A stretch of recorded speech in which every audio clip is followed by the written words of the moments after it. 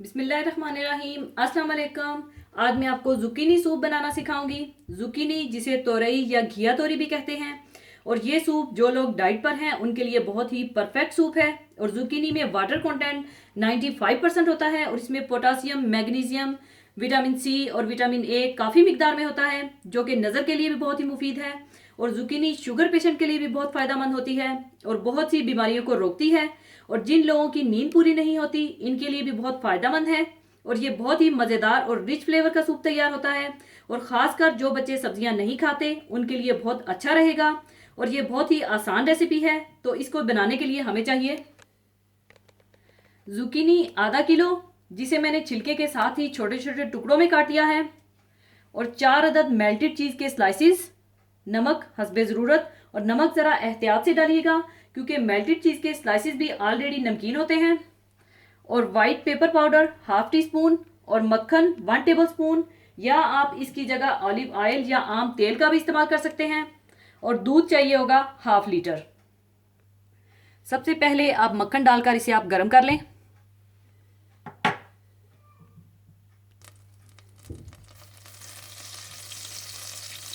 मक्खन गर्म होने के बाद आप इसमें जुकीनी डाल दें।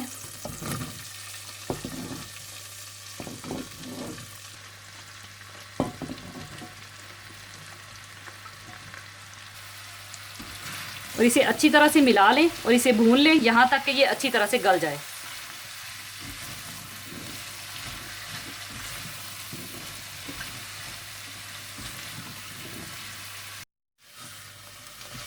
और जब जुकीनी अच्छी तरह से भुन जाए और गल जाए तो आप इसमें नमक, वाइट पेपर पाउडर और मेल्टेड चीज़ डाल दें।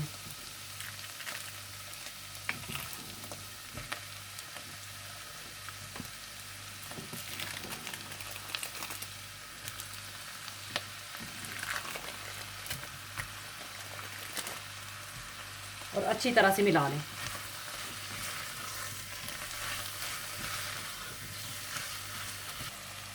और साथ ही आप इसमें दूध भी डाल दें।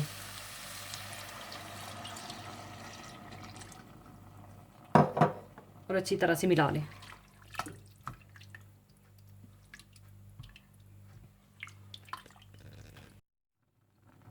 और बॉयल आने के बाद आप चूल्हा बंद कर दें और इसे चूल्हे से उतार दें और इसे ठंडा करके आप ब्लेंड कर लें।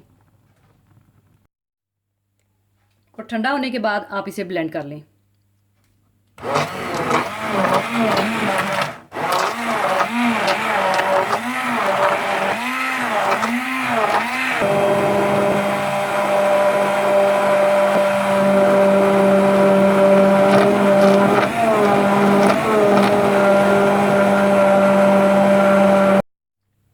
ब्लेंड करने के बाद जुकीनी सूप तैयार है। अब इसे मैं सर्विंग बोल में निकाल लूंगी।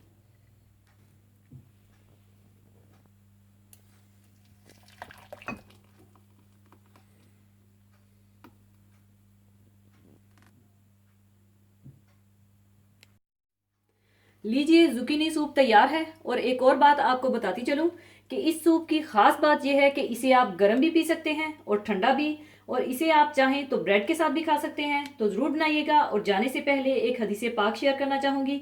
हदीस पाक इस तरह से है।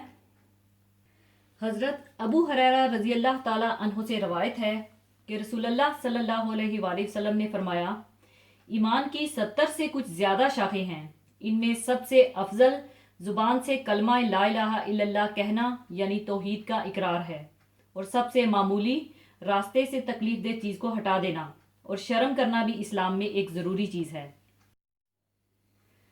हम जिस दीन के पैरोकार हैं वो सिर्फ चंद रसूमात और इबादत के मजमूए का नाम नहीं है कि इंसान सिर्फ इनको कर ले और उसने अपने ईमान का हक अदा कर दिया।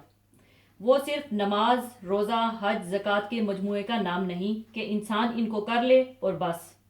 ये इबादत तो इस पूरे निज़ाम का एक हिस्सा हैं। ये एक मुकम्मल निज़ाम है।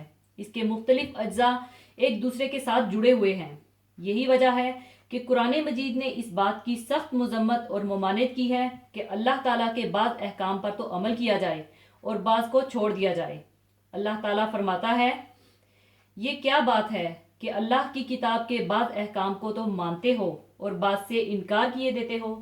تو جو تم میں سے ایسی حرکت کریں ان کی سزا اس کے سوا اور کیا ہو سکتی ہے کہ دنیا کی زندگی میں تو رسوائی ہو اور قیامت کے دن سخت سے سخت عذاب میں ڈال دیے جائیں۔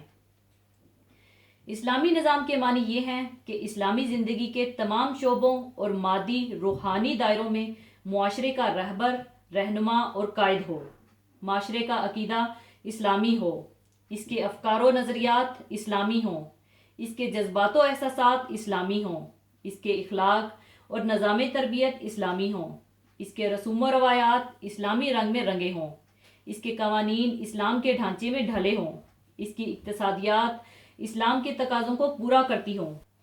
اسلامی عقیدہ کی شان یہ ہے کہ وہ پوری انسانی زندگی پر اپنی بالادستی چاہتا ہے۔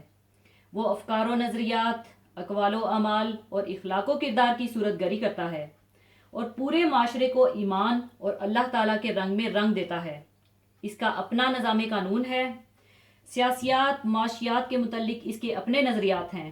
یہ انسان کی ذہنی، روحانی اور مادی ترقی کا ضامن ہے، لیکن اس کی برکتیں تب ہی رونما ہو سکتی ہیں جبکہ اس کے ماننے والے اسے پورے کا پورا اپنا لیں۔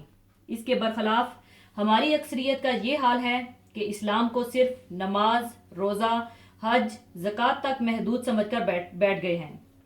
کھانا پینا، تجارت، ملازمت، صلہ رحمی، اصلاح نفس، معاملات کی صفائی، اخلاق اور کردار سازی میں اسلام کی تعلیمات سے اسے کوئی سروکار نہیں۔ وہ ذاتی زندگی میں تو اسلام کو اہمیت دیتے ہیں، لیکن اجتماعی زندگی میں اسلام کو اختیار کرنے کو تیار نہیں۔ وہ نکاح تو دین کے مطابق کرتے ہیں، لیکن اس کے بعد جن رسموں اور رواجوں کو اختیار کرتے ہیں ان کا دین سے کوئی واسطہ نہیں۔ وہ نماز کے تو پابند ہیں، لیکن اپنی روزی کس طرح کماتے ہیں ان کو اس سے کوئی سروکار نہیں۔ وہ زکوٰۃ تو دیتے ہیں، لیکن اس کے بعد وہ مال کو خرچ کرنے کی اسلامی تعلیمات کو بالکل اہمیت نہیں دیتے، جبکہ اس دین کا اپنے ماننے والوں سے مطالبہ ہے کہ مومنوں اسلام میں پورے داخل ہو جاؤ اور شیطان کے پیچھے نہ چلو، وہ تمہارا کھلا دشمن ہے۔